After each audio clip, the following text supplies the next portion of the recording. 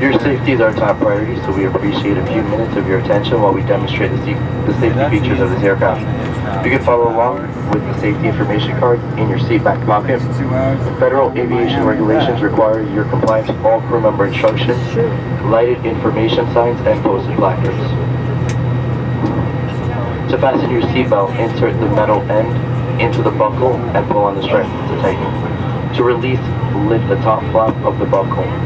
Please keep your seatbelts fastened low and tight across your lap, even when the seat back and tray tables are stowed and all carrying items are put away. If you have any safety questions about this aircraft, please don't hesitate to ask.